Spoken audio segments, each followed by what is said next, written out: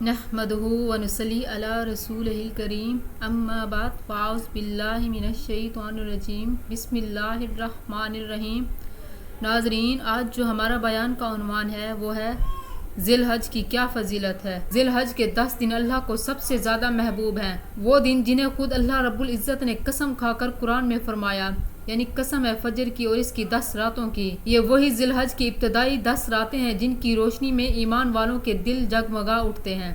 ان 10 دنوں میں نفل کا ثواب فرضوں جیسا ہوتا ہے، روزے کا ایک دن رمضان کے روزے جیسا اجر عطا ہوتا ہے، ایک دن کا روزہ سال بھر کے روزے، ایک رات کی عبادت کا ثواب شب قدر کے برابر کر دیا جاتا ہے۔ سبحان اللہ۔ پاک صلی اللہ علیہ وسلم نے فرمایا، ان 10 دنوں میں کیا گیا عمل اللہ کو دنوں سے زیادہ محبوب ہے۔ ذرا میری عزیز بہنوں سوچیں، اللہ کو وہ وقت کیسا لگتا ہوگا جب بندہ رات کے اندھیرے میں آنکھوں میں آنسو لیے ان مبارک دنوں میں سجدہ کر رہا ہو، جب وہ صدقہ دے رہا ہو، جب وہ دل سے اللہ اکبر لا الہ الا اللہ کہہ رہا ہو۔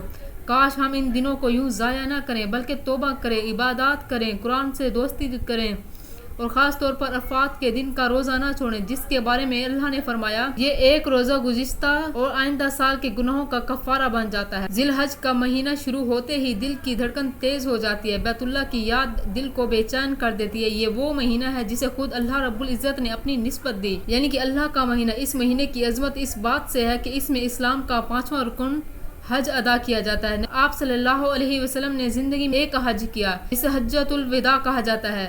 سن 10 ہجری میں آپ صلی اللہ علیہ وسلم نے اعلان فرمایا، مناسک حج مجھ سے سیکھ لو، شاید اس سال کے بعد تم مجھے نہ دیکھ سکو۔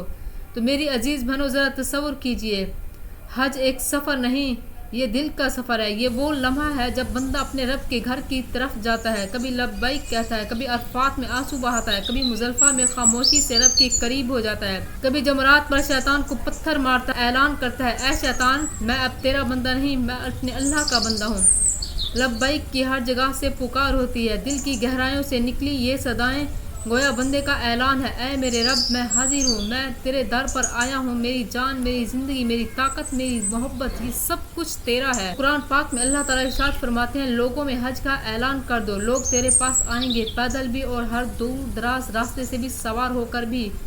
تو میرے نبی نے فرمایا، جس نے حج کیا وہ فحش گوئی اور گناہ سے بچا، اسی طرح واپس لوٹا جیسے ماں کے پیٹ سے ابھی پیدا ہوا ہو۔ حضرت جابر رضی اللہ تعالیٰ عنہ سے روایت ہے کہ ہم نے دیکھا نبی کریم صلی اللہ علیہ وسلم مدینہ منورہ سے احرام باندھ کر نکلے، آپ کا چہرہ چمک رہا تھا، زبان پر لبیک لبیک کی صدا تھی۔ جب مکہ پہنچے تو بیت اللہ کو دیکھا، آنکھیں نم ہو گئی، تو آپ صلی اللہ علیہ وسلم نے بیت اللہ کی طرف دیکھا، ہاتھ اٹھائے اور اتنے رکعت آمیز انداز میں دعا کی کہ صحابہ بھی رو پڑے۔ آپ علیہ السلام نے ذوالحلیفہ سے احرام باندھا، اللہ میں حج کے لیے حاضر ہوں۔ آپ علیہ السلام نے بیت اللہ کا طواف کیا، مقام ابراہیم پر نماز ادا کی اور آب زمزم پیا اور فرمایا، زمزم ہر مقصد کے لیے شفا ہے۔ یہ حج کا سب سے عظیم دن ہے۔ میرے نبی نے جبل رحمت کے قریب خطبہ دیا جہاں آپ نے فرمایا، آج میں نے تمہارے لیے دین مکمل کر دیا، اور اپنی یہی آیات سورۃ مائدہ آیات نمبر 3 میں نازل ہوئی۔ آپ علیہ السلام نے مزدلفہ میں رات گزاری، نمازیں جمع کر کے ادا کی اور اللہ سے دعا مانگی، اور شیطان کو کنکریاں مار کر اللہ کے دشمن کو مسترد کیا اور اعلان کیا کہ ہم تیرے بندے ہیں، اے میرے پروردگار۔ آپ علیہ السلام نے فرمایا، سب سے افضل قربانی وہ ہے جو تقوی کے ساتھ ہو۔ اور میرے نبی علیہ السلام نے آخری بار عرفات میں دعا کی تو صحابہ نے دیکھا کہ آپ کی آنکھیں بھر آئی۔ آپ نے فرمایا، اے اللہ، میرے بعد یہ امت کبھی گمراہ نہ ہو۔ یہ سن کر حضرت ابوبکر صدیق رضی اللہ تعالیٰ عنہ رونے لگے۔ یہ الوداع کا پیغام تھا، اور اسی سال آپ علیہ السلام اس دنیا سے پردہ فرما گئے۔ تو حج کا پیغام ہمیں یہ سبق دیتا ہے کہ توبہ کرو، شیطان کو مسترد کرو، اللہ سے رشتہ جوڑو، تقوی کو اپنا زیور بناؤ۔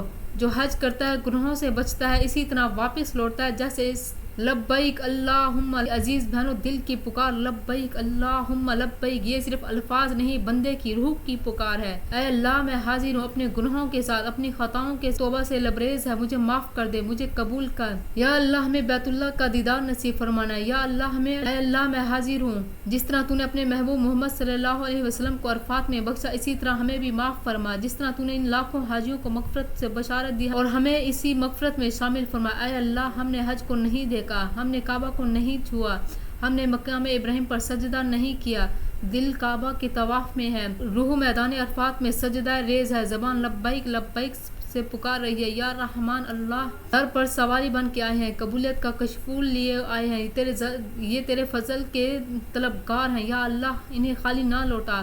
اے میرے پروردگار، ہمارے والدین، ہمارے بہن بھائی اور ہماری اولاد کو سب کے لیے حج کا دروازہ کھول دے۔ جس کے لیے دل میں حج کی چاہ تو اس کے لیے وسائل بھی بنا دے، اسباب بھی بنا دے، دعوت بھی دے، حج ممبروں کی مقام بھی عطا فرما۔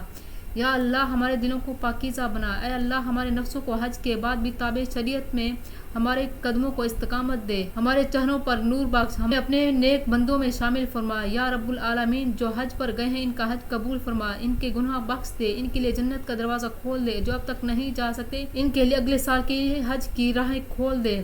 اللہ اس لبیک کے ساتھ ہمارا بھی خاتمہ ہو، جب ہم قبر میں ہوں تو ہمارے لبوں پر لبیک ہو، جب قیامت کا دن ہو تو ہم لبیک کہتے ہوئے تیرے عرش کے سائے تلے ہوں۔ یا اللہ ہمیں اپنے گھر کی حاضری نصیب فرما اور ہمیں بہت ہی جلد بلا، ہمیں بھی بار بار اپنے گھر کی زیارت نصیب فرما۔ آمین یا رب العالمین۔ جزاک اللہ۔